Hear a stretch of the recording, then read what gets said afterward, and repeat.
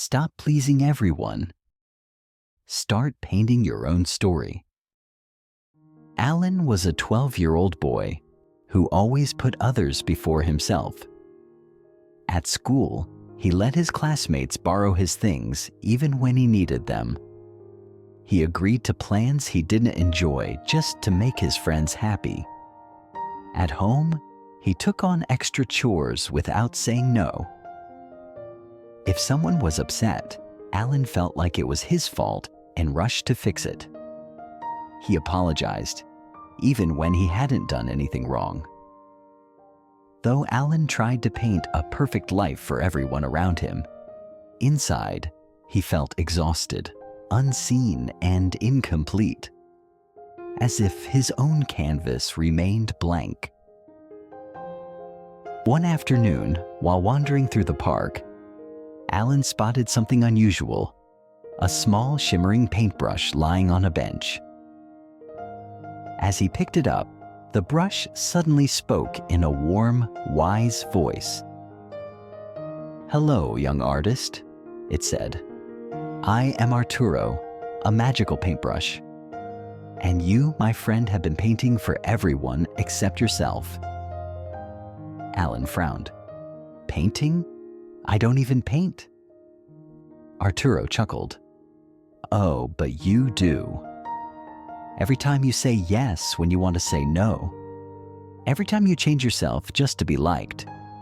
You're painting pictures for others, but never your own." Alan's eyes widened. The idea made sense, yet it felt strange to think of himself as an artist of his own life. Had I really been painting for others this whole time, he wondered? Arturo twirled in the air, leaving a trail of colors. Let's understand the problem first, why people-pleasing happens. You grew up wanting to keep the peace. Many people-pleasers learned early on that keeping others happy meant avoiding conflict.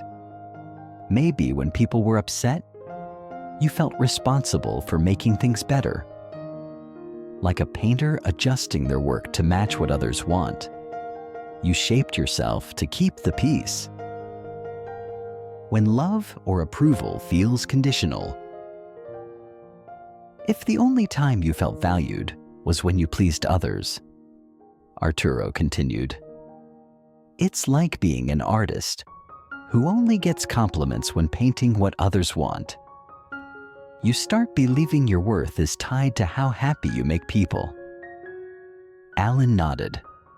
His parents praised him most when he was helpful, quiet, and polite.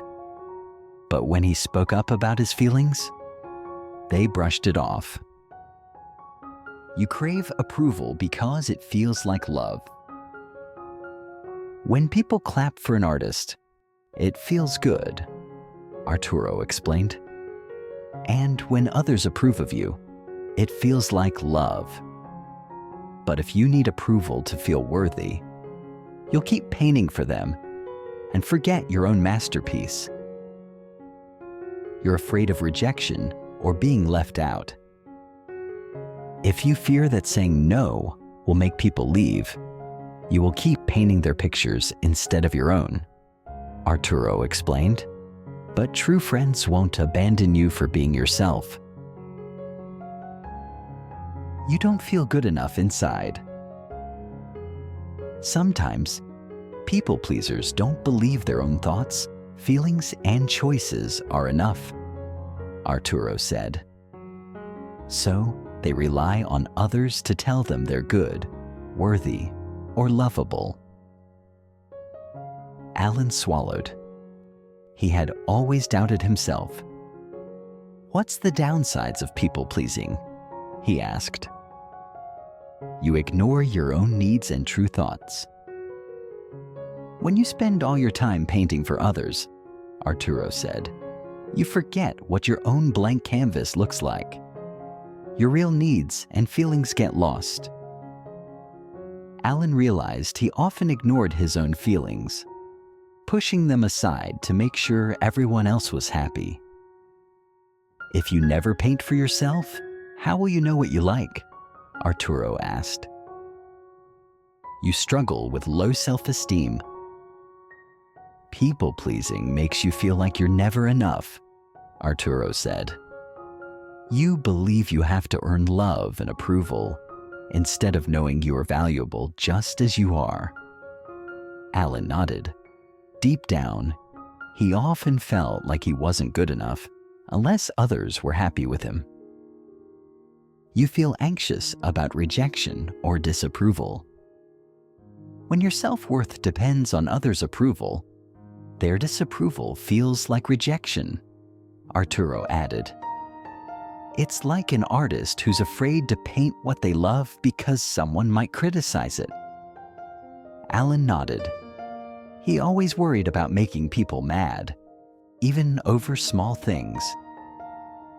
You let others take advantage of you. If you never say no, people may take advantage without meaning to, Arturo said. And some people will do it on purpose. Alan thought about classmates who always borrowed his things but never returned the favor. He had never stood up for himself. It's important to stop people-pleasing, Alan. Let me explain why. You deserve to feel seen and valued. You have your own masterpiece to paint, Arturo said. If you only paint for others, you'll never see the beautiful picture inside you. Alan thought about that. He wanted to be seen for who he truly was, not just for how well he pleased others. You'll be happier and more confident. When you start valuing yourself, you'll feel stronger, Arturo promised. You won't feel so exhausted trying to keep everyone happy. You will feel so much more secure and happier when your worth does not depend on what others think. Alan smiled. That sounded like a future he wanted. The truth about approval. Arturo's voice grew more reassuring. True love and friendship don't depend on how much you do for others. They depend on being authentic. When you start painting your own picture, you'll attract people who appreciate the real you, not just the version of you that's always trying to please. Remember, true confidence comes from valuing your own painting. So how can I make a change? Alan asked. Start noticing your needs and when you're people-pleasing.